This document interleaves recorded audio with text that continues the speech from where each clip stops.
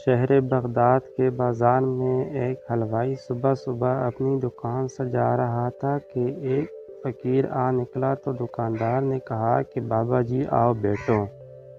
فقیر بیٹھ گیا تو حلوائی نے گرم گرم دودھ فقیر کو پیش کیا۔ فقیر نے دودھ پی کر اللہ تعالیٰ کا شکر ادا کیا اور اس حلوائی کو کہا کہ بھائی تیرا شکریہ، اور یہ کہہ کر فقیر چل پڑا۔ بازار میں ایک فحشہ عورت اپنے دوست کے ساتھ سیڑھیوں پر بیٹھ کر موسم کا لطف لے رہی تھی۔ ہلکی ہلکی بوندا باندی ہو رہی تھی، بازار میں کیچڑ تھا۔ فقیر اپنی موج میں بازار سے گزر رہا تھا کہ فقیر کے چلنے سے ایک چینٹا اڑا اور فحشہ عورت کے لباس پر گر گیا۔ جب یہ منظر فحشہ عورت کے یار نے دیکھا تو اسے بہت غصہ آیا۔ وہ اٹھا اور فقیر کے منہ پر تھپڑ دے مارا اور کہا کہ فقیر بنے پھرتے ہو، چلنے پھرنے کی تمیز بھی نہیں ہے۔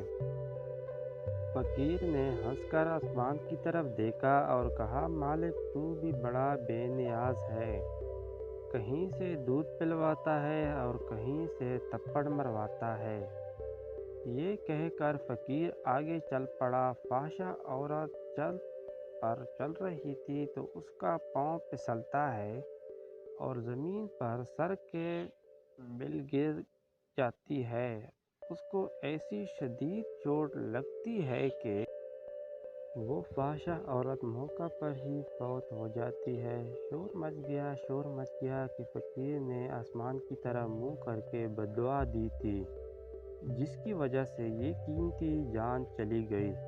فقیر ابھی بازار کے دوسرے کونے تک نہیں پہنچ پایا تھا کہ لوگوں نے فقیر کو پکڑ لیا اور کہا کہ بڑے فقیر بنے پھرتے ہو، حوصلہ بھی نہیں رکھتے ہو۔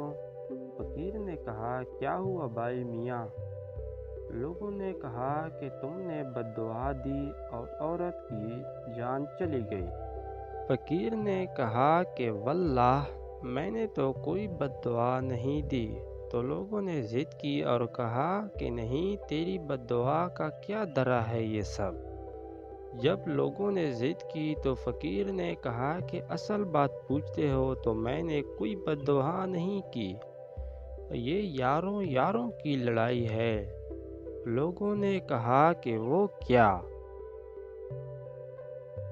تو اس پر فقیر نے کہا کہ جب میں گزر رہا تھا اور میرے پاؤں سے چینٹا اڑا اور اس عورت کے لباس پر پڑا تو اس کے یار کو غصہ آیا۔ اس نے جب مجھے مارا تو پھر میرے یار کو بھی غصہ آیا۔